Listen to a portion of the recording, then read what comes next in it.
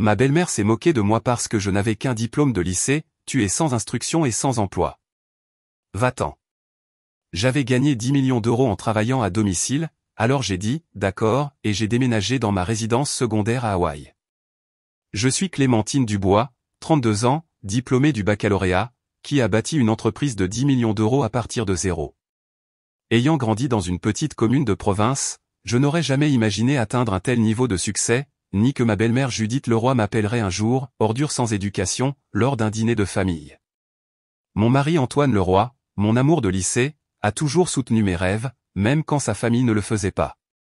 Cette nuit fatidique, ce qui avait commencé comme une réunion de famille typique s'est terminé par une décision qui a tout changé. Avant de vous raconter comment j'ai fini par échanger le manoir de mes beaux-parents contre mon propre paradis en bord de mer à Hawaï, dites-moi d'où vous regardez et n'oubliez pas de vous abonner si vous voulez plus d'histoires sur la façon de se défendre.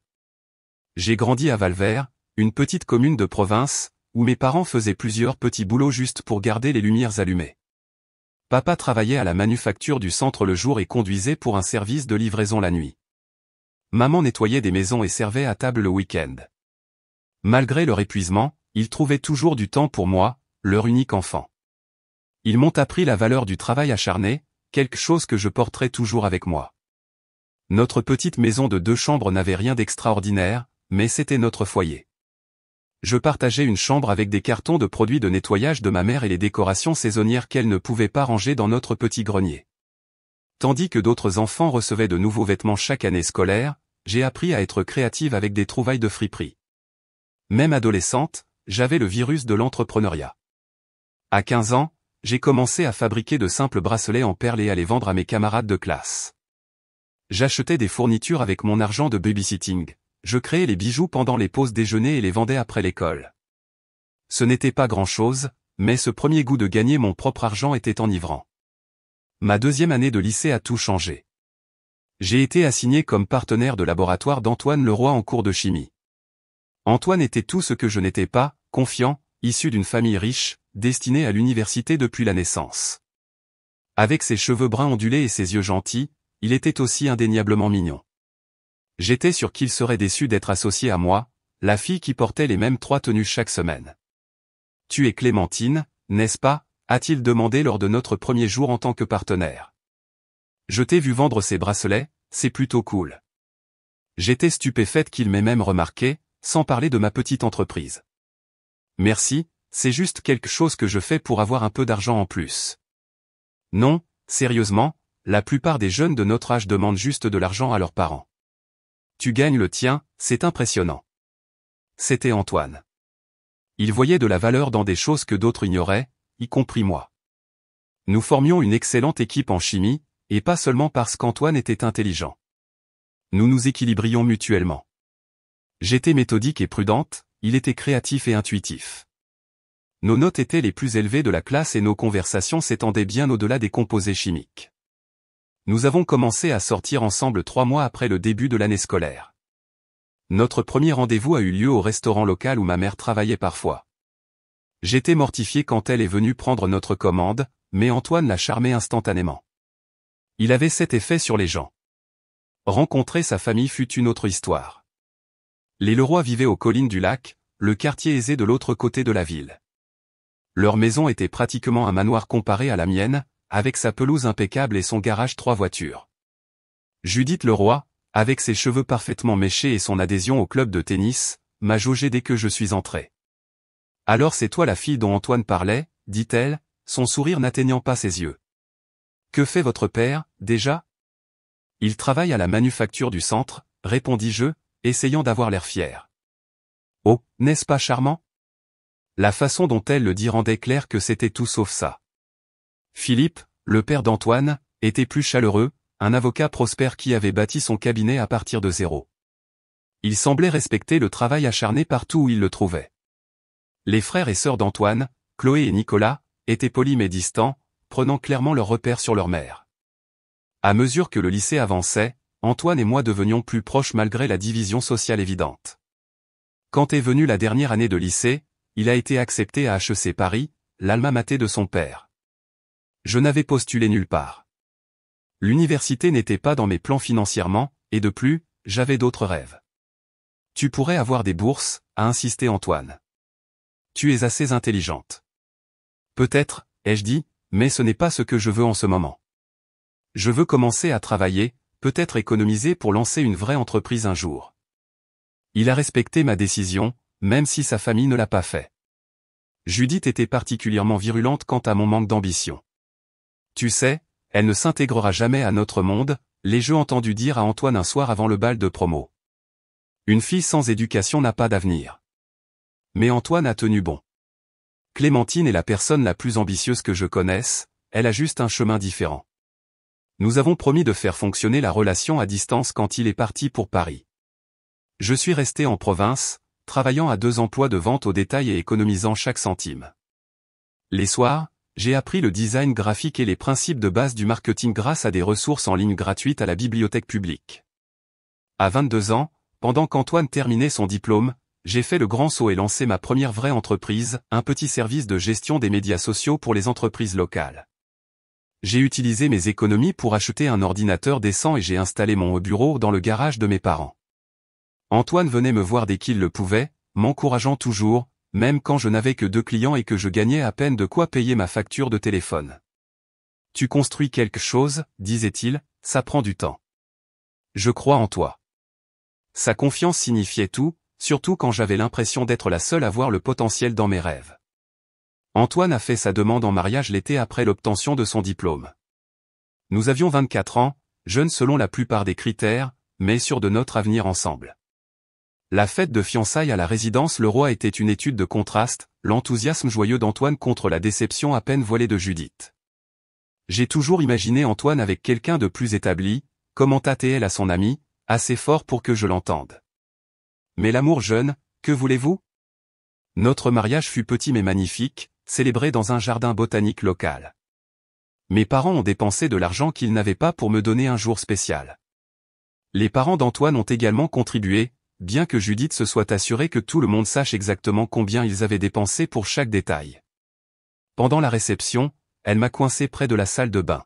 « J'espère que tu sais la chance que tu as, dit-elle, coupe de champagne à la main. Peu de filles de ton milieu finissent avec quelqu'un comme mon fils. » J'ai souri à travers des dents serrées. Je sais exactement la chance que j'ai d'avoir trouvé quelqu'un qui me valorise pour qui je suis. Nous avons emménagé dans un petit appartement d'une chambre après la lune de miel. Antoine a commencé son travail en entreprise dans une firme financière, portant des costumes que ses parents lui avaient achetés et transportant une mallette qui coûtait plus que ma première voiture. J'ai continué à bâtir mon entreprise naissante, transformant notre placard de rechange en espace de bureau. La première année de mariage fut magique. Malgré notre budget serré, Antoine ne s'est jamais plaint de notre mode de vie modeste, même s'il avait grandi avec tellement plus. Nous nous amusions à notre manière, en cuisinant des dîners expérimentaux, en organisant des soirées cinéma sur notre canapé d'occasion, en rêvant à notre avenir. Mon entreprise, cependant, était en difficulté. J'ai perdu mon plus gros client après 3 mois lorsqu'ils ont décidé d'engager une agence plus établie. Ensuite, mon ordinateur a planté, emportant avec lui du travail que je n'avais pas sauvegardé. Le remplacement a englouti notre fonds d'urgence. C'est peut-être un signe, ai-je dit un soir, retenant mes larmes après qu'un autre client potentiel ait choisi un concurrent. Peut-être que je devrais juste prendre un emploi régulier. Cela fait juste partie du chemin, a dit Antoine en me serrant fort. Toute personne qui réussit a des revers. La différence, c'est qu'il n'abandonne pas, j'ai réessayé avec une approche plus ciblée, mais ma deuxième tentative d'entreprise ou une boutique en ligne vendant des vêtements vintage sélectionnés a également échoué car je ne pouvais pas rivaliser avec les grands détaillants en termes de coûts d'expédition et de sélection. Lorsque nous avons rendu visite au Leroy pour le dîner ce Noël-là, Judith n'a pas manqué sa chance de commenter mes difficultés de carrière. « As-tu pensé à reprendre tes études, Clémentine » demanda-t-elle gentiment. Il n'est jamais trop tard pour avoir une éducation.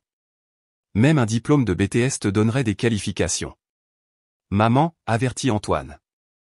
Quoi? Je suis juste préoccupé. 2 entreprises échouées en 1 an, ce n'est pas vraiment un bilan prometteur. J'ai ravalé ma fierté. J'apprends de précieuses leçons à chaque tentative. Je suis sûr que la leçon est que certaines personnes sont destinées à être des entrepreneurs, et d'autres sont destinées à travailler pour ces personnes, répliqua-t-elle avec un geste de la main dédaigneux. Sur le chemin du retour, Antoine s'excusa abondamment. Elle n'a pas le droit de te parler comme ça. Elle ne comprend pas ce que tu essaies de construire. Est-ce que quelqu'un le comprend? Demandai-je doucement.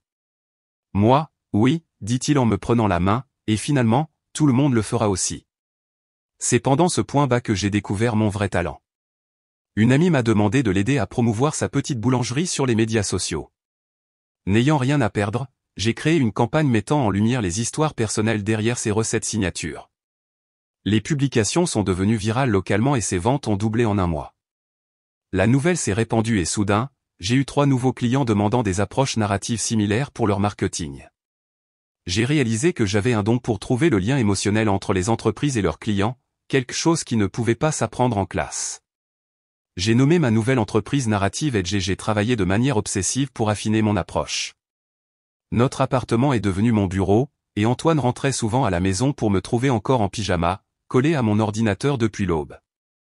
Je travaillais 16 heures par jour, apprenant tout ce que je pouvais sur le marketing numérique, la psychologie du consommateur et l'économie émergente de l'influence.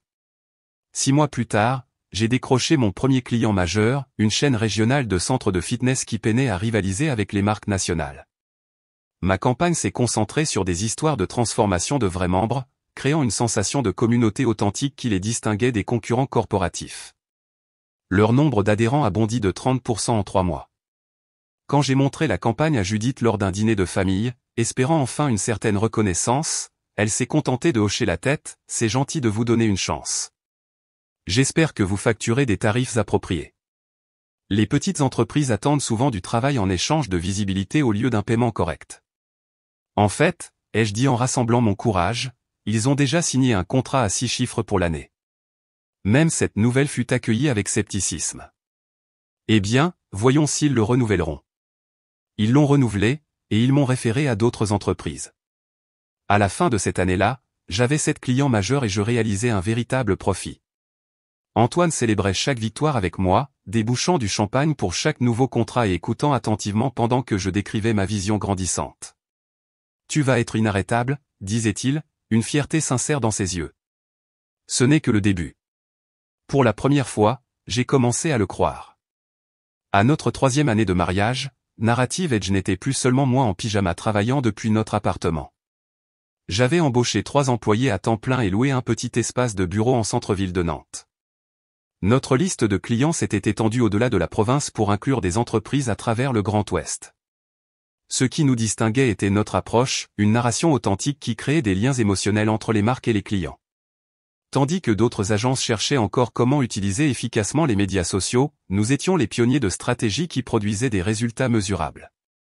À 27 ans, mes revenus ont dépassé le salaire d'Antoine en entreprise. La première fois que je lui ai montré mes gains trimestriels, il en est resté bouche bée. « Clémentine, c'est incroyable, » dit-il en parcourant les chiffres. « Tu as bâti cela à partir de rien. Nous avons bâti notre vie ensemble, le corrigé-je. Ton soutien a rendu cela possible. Avec nos revenus combinés, nous avons acheté notre première maison, une belle maison de 4 chambres dans un quartier agréable, pas tout à fait les collines du lac où vivaient les Leroy, mais très loin de la modeste habitation de mes parents. J'ai insisté pour que nous payions nous-mêmes, sans l'aide financière que les parents d'Antoine avaient offerte. Nous pouvons le faire seuls, lui ai-je dit.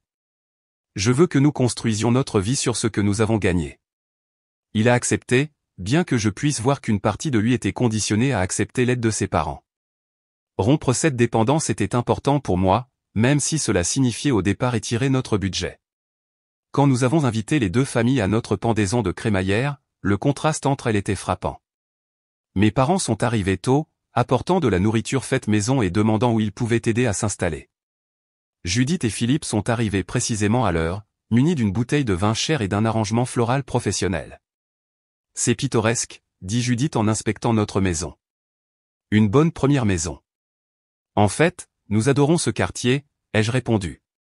Nous prévoyons d'être ici pour des années.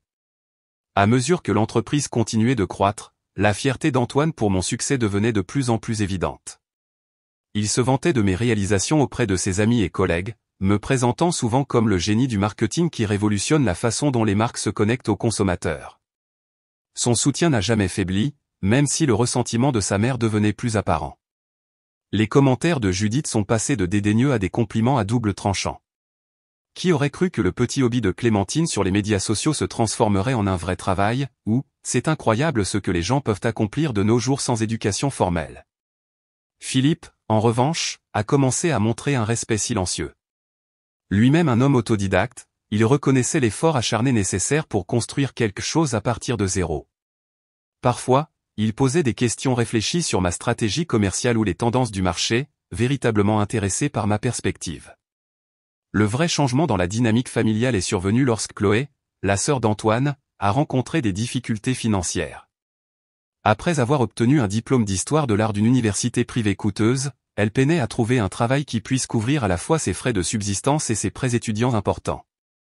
Nous pouvons aider, ai-je proposé sans hésitation lorsque Chloé a expliqué en larmes sa situation lors du dîner du dimanche chez les Leroy. Et si nous couvrions tes remboursements de prêts pendant un an pendant que tu t'établis? Judith s'est hérissée. C'est très généreux, mais Chloé n'a pas besoin de charité.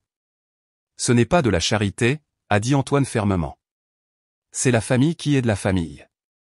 Nous avons fini par payer les frais de scolarité de Chloé pour un programme de certificat spécialisé en design numérique qui la rendait plus employable, en plus de couvrir ses remboursements de prêts jusqu'à ce qu'elle trouve un bon emploi.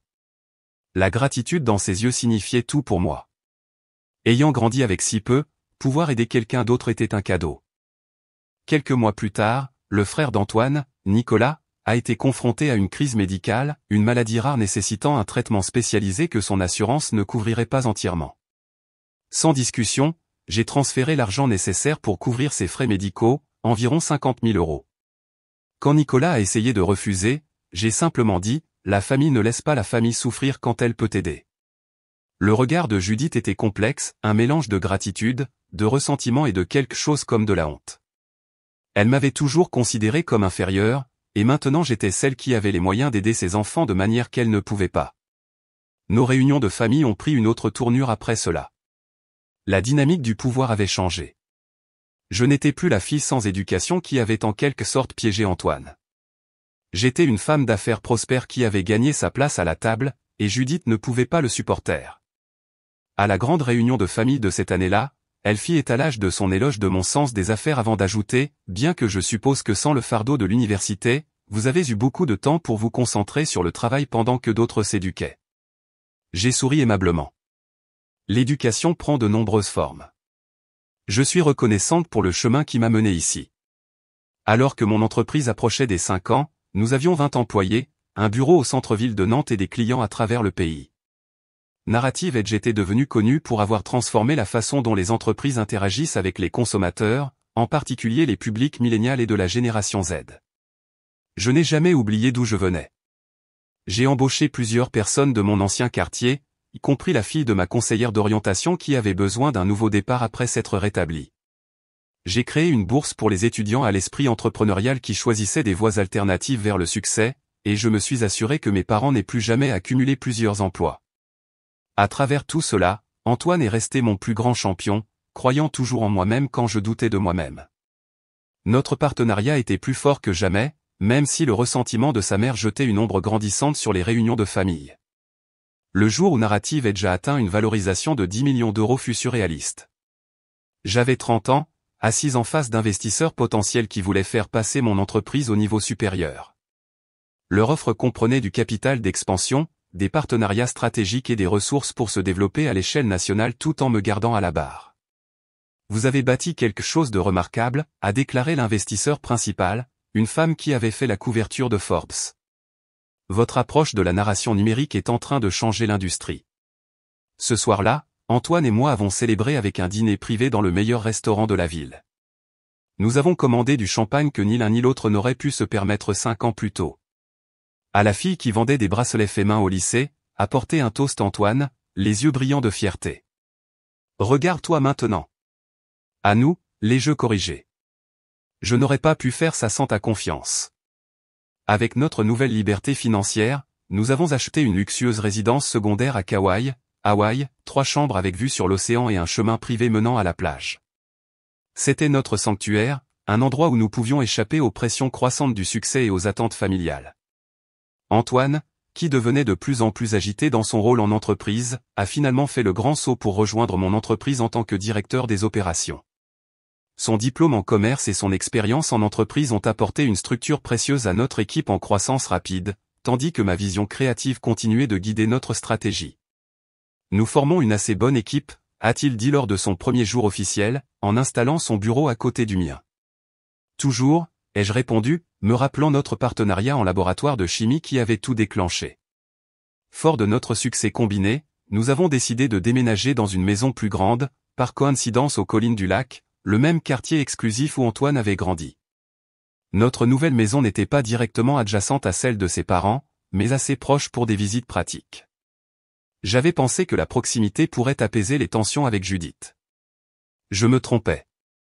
La tradition du dîner du dimanche à la résidence Leroy est devenue de plus en plus inconfortable. Ce qui n'était auparavant que des commentaires passifs-agressifs de Judith a évolué en une hostilité à peine voilée. Chaque réussite de mon entreprise semblait l'offenser personnellement, comme si mon succès était une accusation de sa vision du monde. L'entreprise de Clémentine s'étend à Lyon le mois prochain, annonça fièrement Antoine lors d'un tel dîner. Comme c'est gentil, répondit Judith froidement, bien que je me demande si tous ces voyages d'affaires sont sains pour un mariage. Ne vous manque-t-il pas d'avoir une femme qui est réellement à la maison? Clémentine est en train de bâtir un empire, interjeta Chloé, devenue l'une de mes plus ferventes partisanes depuis que j'avais aidé à son éducation, et Antoine est là, à le construire avec elle. Oui, eh bien, certaines d'entre nous ont des valeurs plus traditionnelles concernant le rôle d'une femme, renifla Judith. Philippe se racla la gorge. Le monde des affaires a changé, Judith. Le succès de Clémentine est impressionnant à tous égards. Je suppose, concéda TL à contre-cœur, bien que je m'interroge sur la longévité de toutes ces entreprises Internet. On dirait une bulle sur le point d'éclater. À mesure que notre situation financière continuait de s'améliorer, je me suis retrouvé à couvrir plus de dépenses familiales. Lorsque les Leroy ont prévu des vacances en famille en Europe, j'ai insisté pour payer les vols en première classe et les hébergements de luxe de tout le monde comme cadeau de Noël. Tu n'as vraiment pas besoin de faire ça, protesta Philippe, bien que pas très énergiquement. Je le veux, dis-je, c'est votre famille. J'ai financé la compte de Chloé pour son premier appartement. J'ai payé le mariage de Nicolas dans un vignoble en Bourgogne. J'ai même couvert les rénovations importantes de la résidence secondaire des Leroy à Courchevel. C'est pendant la planification de ces rénovations que j'ai découvert quelque chose qui m'a sincèrement blessé, je payais l'adhésion au club de campagne de Judith et Philippe depuis 2 ans. Antoine l'avait configuré comme un paiement automatique depuis notre compte joint après que Philippe ait mentionné des soucis financiers pendant le ralentissement économique. Pourquoi ne me l'as-tu pas dit, ai-je demandé à Antoine, non pas en colère mais blessé. Je ne voulais pas en faire toute une histoire, a-t-il admis. Les investissements de papa ont pris un coup et ils étaient gênés. Maman serait mortifiée si elle savait que nous couvrions cela.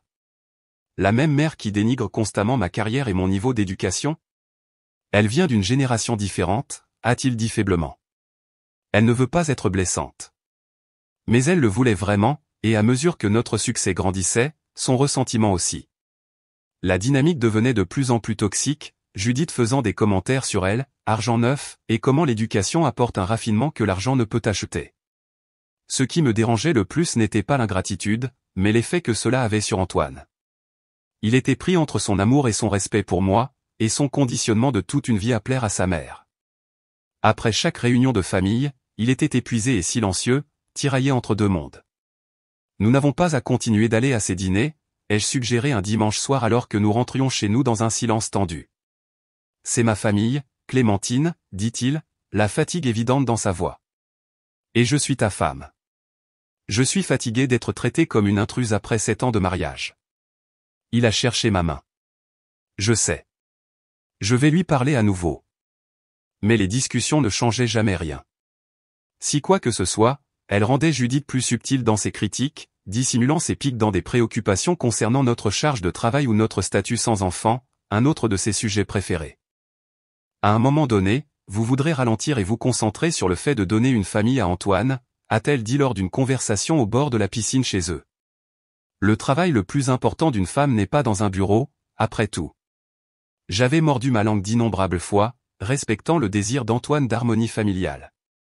J'avais ignoré les affronts, payé les dépenses familiales sans reconnaissance, et essayé de gagner le cœur d'une femme qui avait décidé dès le premier jour que je n'étais pas assez bien pour son fils. Mais même ma patience avait des limites, et elles étaient sur le point d'être testées d'une manière que je n'aurais jamais imaginée. Le dîner qui a tout changé était censé être une célébration du nouveau poste de Chloé dans une prestigieuse firme de design, un poste qu'elle avait obtenu grâce aux compétences acquises dans le programme que j'avais financé. Judith avait organisé un rassemblement élaboré dans leur manoir, invitant la famille élargie et des amis proches pour commémorer la réussite de sa fille. J'ai passé plus de temps à me préparer ce soir-là, choisissant une robe de créateur de bon goût et les boucles d'oreilles en perles qu'Antoine m'avait offertes pour notre anniversaire. Quelque chose me disait de faire un effort, de m'armer des signes extérieurs de succès que même Judith ne pourrait pas ignorer. « Tu es magnifique », a dit Antoine alors que nous entrions dans l'allée circulaire de ses parents. « Merci. Essayons de profiter de cette soirée », ai-je répondu en lui serrant la main. Il s'agit de Chloé, après tout. Le manoir des Leroy était toujours aussi impressionnant, une maison de style colonial avec des jardins parfaitement entretenus et un hall d'entrée de 3 étages avec un lustre en cristal. Judith nous a accueillis à la porte, tenant déjà un verre de vin, bien qu'il soit à peine 18 heures passées. « Antoine, mon chéri », a-t-elle roucoulé en embrassant son fils tout en me reconnaissant à peine. Tout le monde est dans le salon. Chloé est absolument radieuse. La soirée a commencé assez agréablement. Chloé était effectivement radieuse, enthousiasmée par son nouveau rôle et sincèrement reconnaissante du soutien que j'avais apporté. « Je n'aurais pas pu le faire sans Clémentine », a-t-elle dit à un groupe de parents. « Elle a certainement de l'argent à jeter par les fenêtres », a interjecté Judith en riant trop fort, bien que je sois sûr que votre talent naturel aurait trouvé un moyen de toute façon. J'ai remarqué qu'elle remplissait son verre de vin plus fréquemment que d'habitude, ses joues devenant rouges à mesure que la soirée avançait. Philippe semblait le remarquer aussi, lui lançant parfois des regards inquiets qu'elle ignorait. Au moment où nous nous sommes assis pour dîner dans leur salle à manger formelle, Judith était visiblement ivre. Ses commentaires sont devenus moins filtrés, son sourire plus cassant. Je me suis préparé à ce qui allait arriver. La conversation a tourné autour du succès commercial, plusieurs invités posant des questions sur la croissance de Narrative Edge et la transition d'Antoine à travailler avec moi. J'ai gardé mes réponses modestes, ne voulant pas alimenter le ressentiment de Judith. Clémentine a été reconnue dans le magazine Marketing Innovateur ce mois-ci, a fièrement mentionné Antoine. C'est incroyable, a dit Chloé. Pour quelqu'un d'autodidacte, tu as accompli tellement de choses. Autodidacte, a répété Judith en faisant tourner son vin. Oui, c'est une façon de le dire. D'autres diraient sans éducation. Un silence inconfortable s'est abattu sur la table. Maman, a averti Antoine. Quoi? Je complimente juste son ingéniosité. Tout le monde n'a pas besoin de diplômes sophistiqués pour gagner de l'argent de nos jours. Internet a rendu cela possible. J'ai pris une inspiration mesurée. L'éducation prend de nombreuses formes, Judith. J'ai toujours été une apprenante, juste pas dans un cadre de classe traditionnel. Clairement, dit-elle avec un geste de la main dédaigneux. Bien qu'il y ait quelque chose à dire sur le raffinement qui accompagne l'enseignement supérieur, les connexions, la conscience culturelle.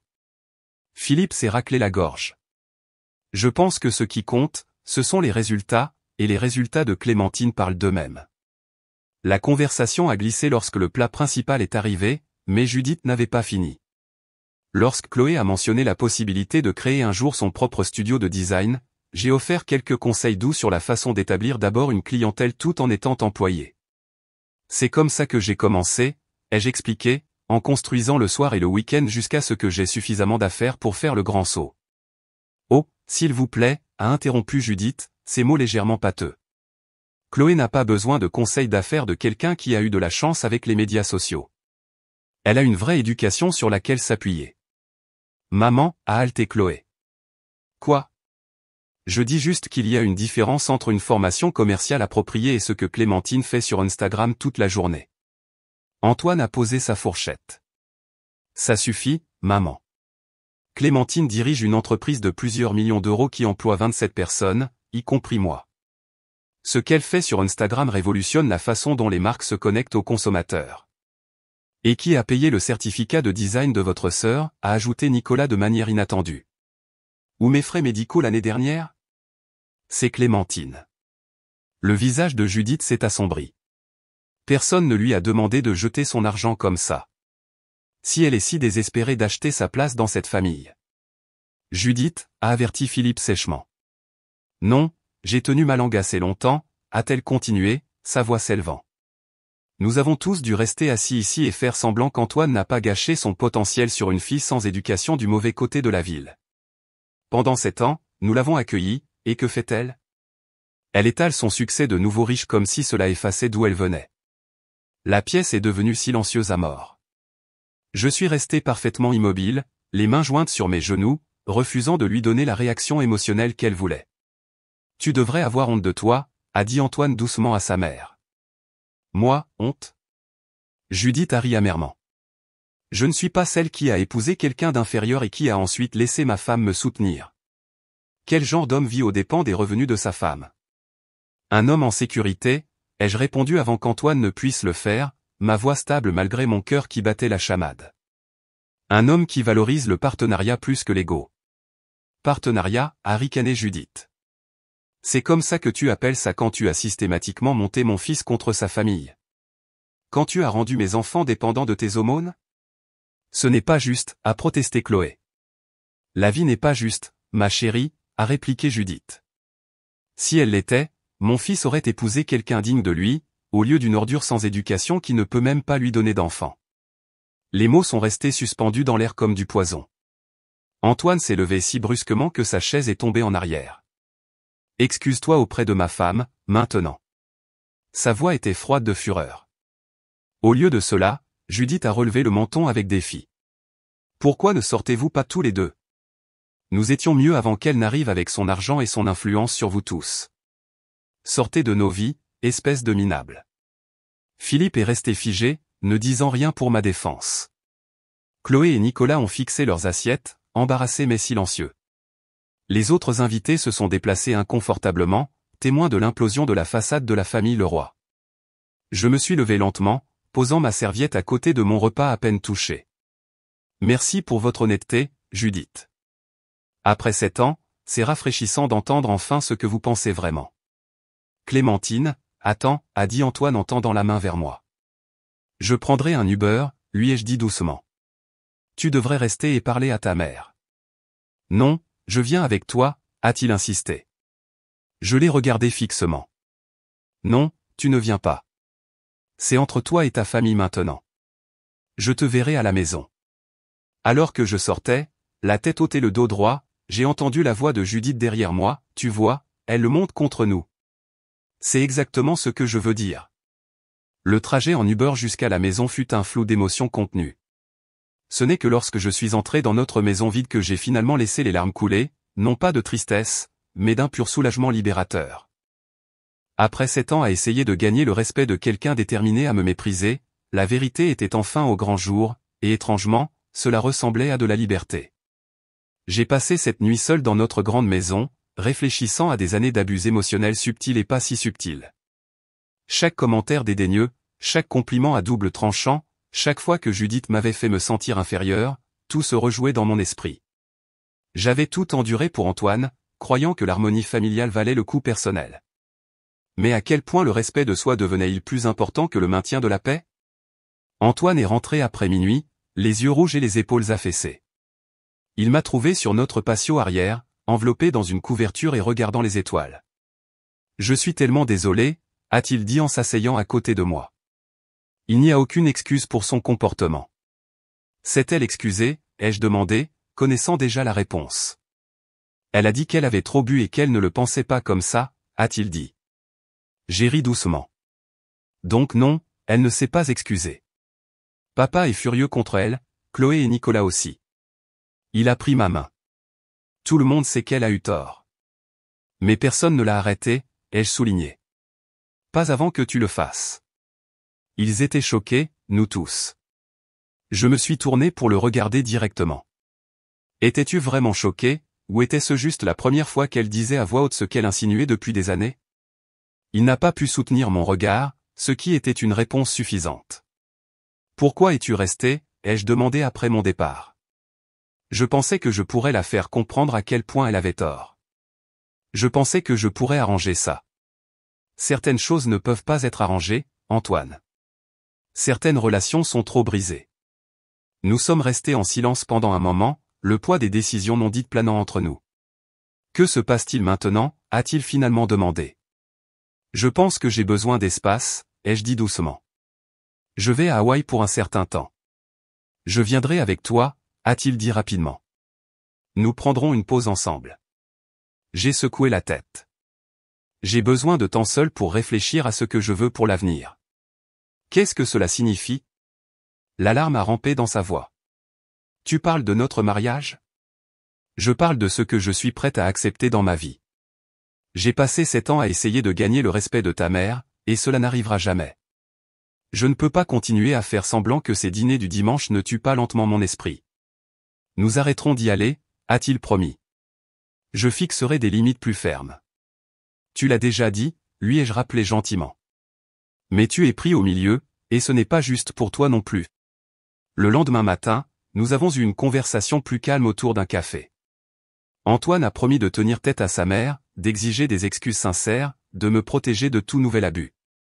J'ai écouté, l'aimant pour ses intentions, mais doutant de sa capacité à surmonter une vie entière de dynamique familiale. J'ai besoin que tu comprennes quelque chose, lui ai-je dit. Je ne retournerai pas dans cette maison et je n'aurai aucun contact avec ta mère tant qu'il n'y aura pas une véritable reconnaissance de la façon dont j'ai été traité et un véritable changement de comportement, pas des mots, des actions. C'est tout à fait raisonnable, a-t-il convenu. Et je vais toujours à Hawaï. J'ai besoin de me vider la tête quelque part de paisible. Il a hoché la tête à contre-cœur. Combien de temps vas-tu rester? Je ne sais pas. Quelques semaines, peut-être plus longtemps. J'ai passé la journée suivante à faire mes valises et à prendre des dispositions pour que le travail continue sans heure en mon absence.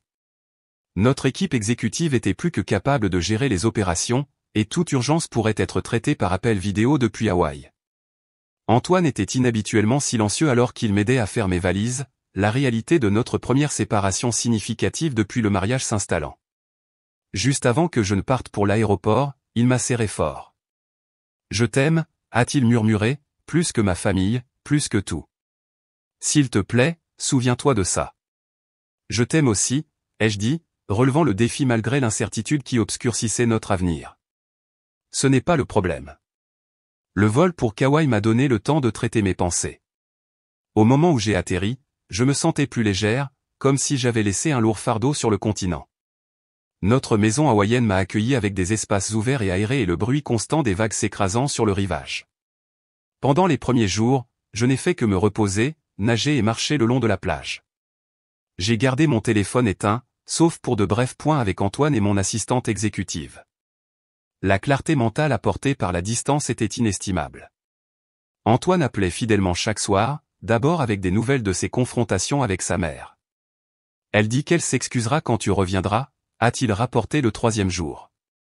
Ce n'est pas une excuse, ai-je souligné. C'est un jeu de pouvoir. À la fin de la première semaine, ces appels sont devenus empreints d'impatience. L'entreprise a besoin de toi pour la présentation Westfield, a-t-il dit. Et tu me manques. Quand reviens-tu à la maison? L'équipe peut gérer Westfield, lui ai-je rappelé. Et je ne suis pas encore prête. Après 10 jours, le ton a de nouveau changé. Maman veut nous inviter pour mettre les choses au clair, a-t-il dit, une lueur d'espoir dans la voix. Non, ai-je dit fermement. Je t'ai dit mes conditions. Clémentine, à un moment donné, nous devons avancer en tant que famille. Nous ne sommes pas une famille avec ta mère, Antoine. Nous sommes un couple marié qui rend visite à ta famille. Il y a une différence. La prise de conscience qu'Antoine retombait progressivement dans son rôle de conciliateur était décevante, mais pas surprenante. C'était un schéma établi bien avant que je n'entre dans sa vie, le beau-fils qui aplanissait le comportement de sa mère, qui trouvait des excuses, qui priorisait l'harmonie familiale par-dessus tout. Pendant ce temps, je vivais quelque chose d'inattendu à Hawaï, une paix authentique. Sans le courant sous-jacent constant de tensions familiales, je me sentais plus créative, plus énergique, plus moi-même que je ne l'avais été depuis des années. J'ai prolongé mon voyage, installant un bureau à distance sur notre véranda où je pouvais travailler en écoutant l'océan. Après 2 semaines, Chloé m'a appelé directement. « Comment vas-tu » a-t-elle demandé, avec une préoccupation sincère dans sa voix. « Mieux que ce que j'espérais, ai-je admis. »« Comment vont les choses là-bas » Tendu.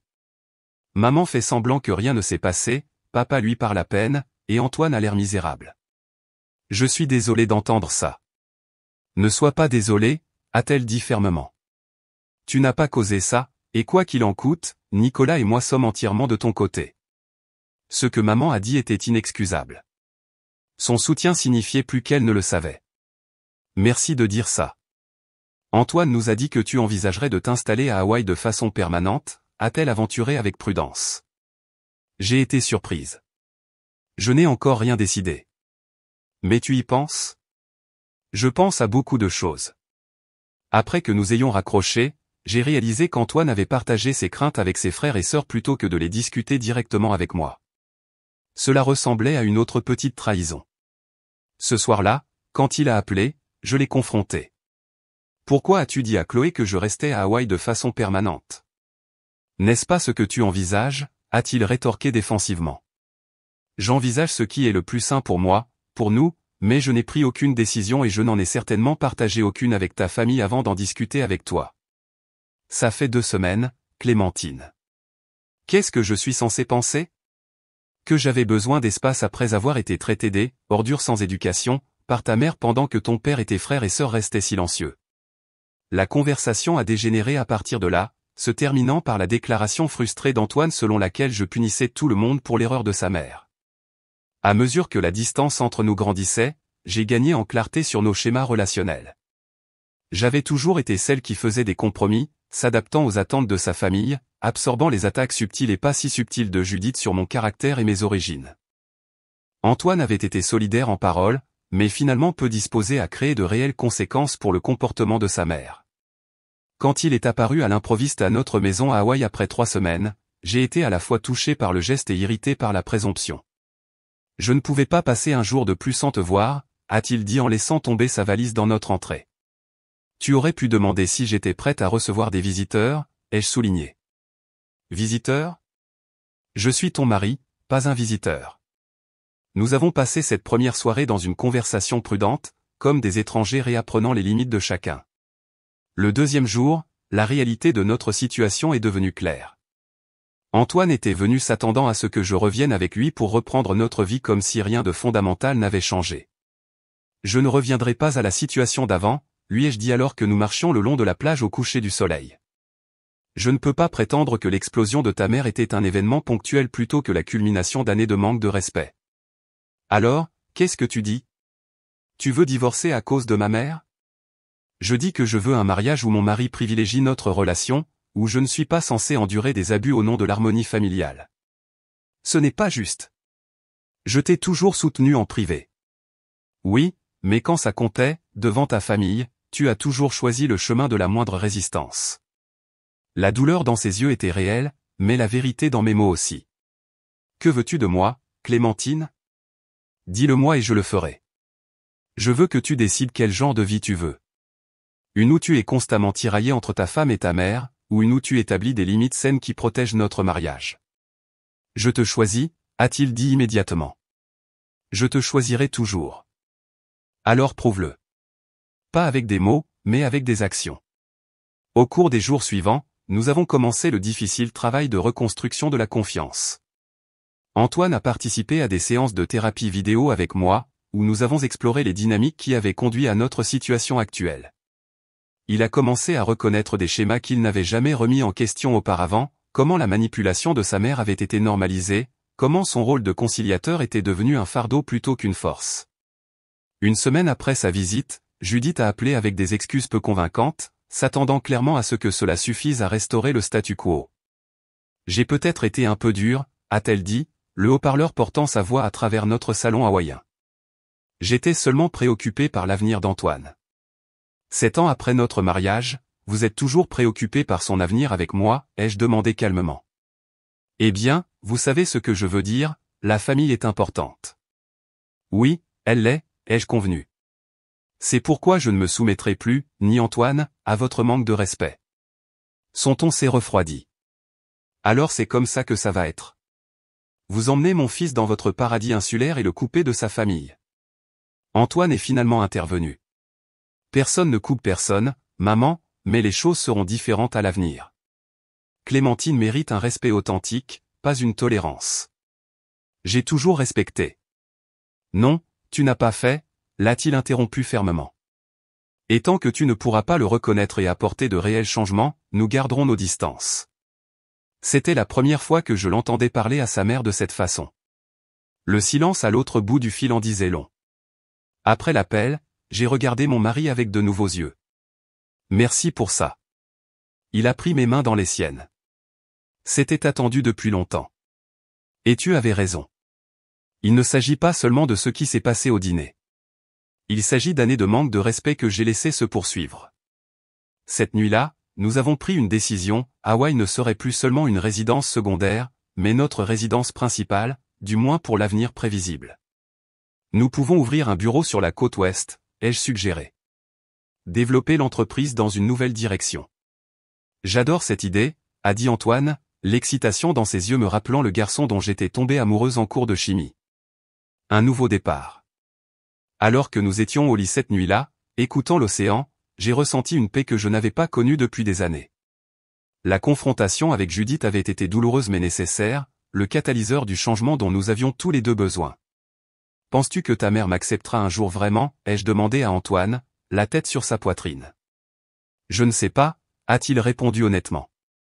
Mais je sais que ce n'est pas ton travail de la faire, et ce n'est plus le mien de te faire essayer. À ce moment-là, j'ai su que nous irions bien, non pas parce que tout était résolu, mais parce que nous affrontions enfin les vrais problèmes au lieu de faire semblant qu'ils n'existaient pas. Parfois, il faut partir pour retrouver le chemin de sa maison, de soi-même et l'un de l'autre. 2 semaines se sont transformées en un mois, qui s'est étiré en 6 semaines de vie hawaïenne. Le rythme naturel de l'île est devenu le nôtre, des matins tôt à marcher sur la plage, des journées de travail productives dans notre bureau à domicile avec vue sur l'océan, des soirées à regarder le coucher du soleil avec des aliments frais locaux, loin de la tension des dynamiques familiales Leroy. Antoine et moi avons redécouvert le partenariat facile qui avait été le fondement de notre relation. Nous avons établi une nouvelle branche de narrative edge axée sur le tourisme durable et les entreprises locales, explorant des marchés que nous n'avions pas explorés auparavant. La distance de notre siège social de Nantes m'a d'abord inquiété, mais la technologie moderne a rendu le leadership virtuel entièrement faisable. Si quoi que ce soit, notre équipe a semblé dynamisée par l'expansion de l'entreprise. Nos séances de thérapie ont continué, parfois ensemble et parfois séparément, nous aidant à établir des schémas de communication et des limites plus sains. Antoine faisait le difficile travail de reconnaître et de résoudre les dynamiques dysfonctionnelles de sa famille, quelque chose qui a demandé du courage et que je respectais profondément. Je n'avais jamais réalisé à quel point je dépensais d'énergie à gérer les émotions de ma mère, a-t-il admis un soir alors que nous étions assis sur la véranda. C'était juste normal pour moi. Tu le fais depuis toujours, ai-je dit gentiment. Briser ces schémas prend du temps. De retour en province, la situation avec les Leroy a évolué de manière inattendue. Philippe a appelé Antoine en privé, offrant des excuses sincères pour son silence lors de l'explosion de Judith. Je vous ai tous deux trahis cette nuit-là, a-t-il dit. Et je t'ai trahi pendant des années en ne m'occupant pas du comportement de ta mère. Je suis désolé, mon fils. Chloé et Nicolas ont commencé à nous appeler régulièrement, leur relation avec nous se renforçant sans l'interférence de Judith. Ils ont même commencé à planifier des visites à notre maison hawaïenne, impatients de découvrir notre nouvelle vie. Judith, quant à elle, oscillait entre un silence glacial et des tentatives performatives de réconciliation. Elle a envoyé un panier cadeau extravagant qui n'a ni reconnu son comportement ni offert d'excuses sincères. Quand cela n'a pas produit la réponse souhaitée, elle a essayé la culpabilité par le biais d'intermédiaires. Ta mère est dévastée, a rapporté Philippe lors d'un appel. Elle quitte à peine sa chambre certains jours. Je suis désolé qu'elle lutte, a répondu Antoine, avec une force nouvelle dans sa voix, mais ces sentiments ne sont pas notre responsabilité. Quand elle sera prête à avoir une conversation honnête, nous serons ouverts à cela. Après 2 mois, Judith m'a finalement appelé directement, quelque chose qu'elle n'avait jamais fait auparavant. Je suppose que je vous dois des excuses, a-t-elle commencé avec raideur. J'apprécie cela, ai-je dit, attendant la suite. J'ai peut-être été un peu dur au dîner ce soir-là. Vous m'avez traité des ordures sans éducation et m'avez dit de sortir de votre vie, ai-je déclaré calmement après 7 ans de manque de respect subtil et pas si subtil. Le silence s'est étiré entre nous. J'étais bouleversé, a-t-elle finalement dit. Vous avez éloigné mon fils de sa famille et maintenant vous l'avez déplacé à travers le pays. Antoine est un homme adulte qui fait ses propres choix, lui ai-je rappelé. Et il n'est pas à travers le pays, il est à un coup de fil. La distance est émotionnelle, pas seulement physique. Que voulez-vous de moi, Clémentine? A-t-elle demandé, l'exaspération évidente dans sa voix. Rien, ai-je répondu honnêtement. Je n'ai besoin de rien de vous. Antoine et moi sommes heureux ici. La question est, que voulez-vous? Parce que si c'est une relation avec votre fils, vous devrez accepter que nous sommes un tout. Il n'y a pas eu de réconciliation dramatique, pas d'excuses larmoyantes, juste une reconnaissance mesurée que les choses devaient changer. Ce n'était pas parfait, mais c'était un début. 3 mois après le début de notre vie hawaïenne, Antoine et moi avons officialisé la décision, nous ferions de l'île notre résidence permanente, ne revenant en province que pour les affaires nécessaires et les visites familiales soigneusement gérées. Es-tu sûr, lui ai-je demandé. C'est un grand changement par rapport à la vie que tu as toujours connue. Je n'ai jamais été aussi sûr de rien, a-t-il dit, l'air plus détendu que depuis des années. Ça me semble juste. Nous avons converti notre maison de Nantes en siège social élargi de Narrative Edge, gardant un petit appartement pour nos visites. L'entreprise a continué de prospérer, notre leadership à distance se révélant encore plus efficace que notre approche pratique précédente. Chloé a été la première Leroy à venir nous rendre visite, arrivant avec des yeux écarquillés et une profonde appréciation pour la vie que nous avions créée.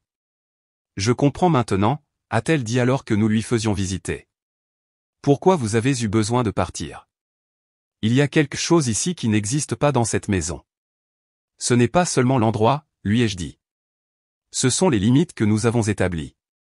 Nicolas et sa femme sont venus ensuite, suivis finalement par Philippe. Judith a décliné notre première invitation, mais au bout de 6 mois, elle a accepté à contre-cœur une courte visite avec Philippe. La Judith qui est descendue de l'avion à Kauai était retenue, presque hésitante. Notre maison, avec ses vues imprenables sur l'océan et son design ouvert et aéré, semblait l'humilier d'une manière que notre succès à Nantes n'avait jamais eue. Vous avez bien réussi, a-t-elle reconnu sèchement lors de leur premier dîner avec nous. Oui, a convenu Antoine en prenant ma main. Nous construisons la vie que nous voulons, pas celle que les autres attendent. La visite n'a pas été sans tension, mais elle manquait du courant sous-jacent toxique qui avait caractérisé nos interactions précédentes. Judith était sur son meilleur comportement, que ce soit par une véritable croissance ou simplement par la réalisation qu'elle avait perdu son pouvoir sur nos choix, je ne pouvais pas le dire. Lors de leur dernière soirée, alors que Philippe et Antoine faisaient griller du poisson frais sur la véranda, Judith m'a approché dans la cuisine. Je ne comprendrai jamais pourquoi quelqu'un avec votre passé a eu autant de succès, a-t-elle dit, l'ancien jugement rampant dans sa voix. Au lieu d'être blessé, je me suis retrouvé à la plaindre pour sa perspective limitée. C'est la différence entre nous, Judith. Je ne mesure pas la valeur des gens par leur diplôme ou leur nom de famille. Je regarde leur caractère, leur gentillesse, leur volonté de grandir. Je lui ai tendu un verre de vin. La vie est trop courte pour autre chose. Quelque chose a changé dans son expression, pas tout à fait l'acceptation, mais peut-être la première fissure dans une vision du monde rigide. C'était suffisant. Au cours de l'année suivante, nos vies se sont stabilisées dans une nouvelle normalité. Narrative Edge s'est étendue à 3 bureaux à l'échelle nationale, notre liste de clients s'élargissant pour inclure de grandes marques internationales. Antoine et moi avons trouvé un rythme de travail et de temps personnel confortable, atteignant enfin l'équilibre qui nous avait échappé en province. Notre relation avec les Leroy est restée compliquée, mais s'est améliorée. Judith ne m'a jamais pleinement accepté, mais elle a appris à maintenir une interaction civile, parfois même chaleureuse, pour le bien d'Antoine. L'hostilité flagrante avait disparu, remplacée par un respect mutuel prudent. Le plus grand changement, cependant, s'est produit en nous-mêmes. Je ne cherchais plus la validation de personnes incapables de la donner. Antoine ne sacrifiait plus notre bien-être sur l'autel de l'harmonie familiale. Ensemble, nous avons construit des limites qui protégeaient notre mariage tout en permettant des liens familiaux significatifs, même si parfois difficiles. En regardant en arrière maintenant, j'ai réalisé que la cruelle explosion de Judith était en fait un cadeau. Elle nous a forcés à affronter les schémas malsains que nous maintenions et à apporter les changements nécessaires. Parfois, les moments les plus douloureux mènent à la croissance la plus importante. Mon parcours, de la vente de bracelets faits main au lycée à la construction d'une entreprise de plusieurs millions d'euros, m'a appris les affaires, mais mon parcours avec la famille d'Antoine m'a appris la valeur personnelle. Le succès financier ne signifie rien si vous cherchez toujours l'approbation de personnes déterminées à la refuser. La vraie richesse ne se mesure pas en euros ou en adresses prestigieuses. Elle se trouve dans des relations bâties sur le respect mutuel, dans un travail qui vous épanouit, et dans le courage de vous éloigner de situations qui diminuent votre esprit, même si s'éloigner vous emmène de l'autre côté d'un océan. Si vous êtes dans une situation similaire, vous sentant sous-estimé malgré vos réalisations, rappelez-vous que vous avez des choix. Vous n'êtes pas obligé de continuer à accepter un traitement qui vous blesse, quels que soient les liens familiaux ou l'histoire. Établir des limites n'est pas égoïste, c'est nécessaire pour votre bien-être et pour créer des relations plus saines. J'aimerais connaître vos réflexions sur cette histoire. Avez-vous déjà dû faire un choix difficile entre l'harmonie familiale et le respect de soi? Comment l'avez-vous géré? Faites-le moi savoir dans les commentaires ci-dessous, et si vous avez trouvé de la valeur dans mon histoire, aimez et abonnez-vous pour en savoir plus sur la façon de naviguer dans des relations compliquées et de construire le succès selon vos propres conditions. Merci de m'avoir écouté et rappelez-vous, parfois la chose la plus courageuse que vous puissiez faire est de dire « d'accord » et de vous éloigner des gens qui ne voient pas votre valeur. Votre futur vous remerciera.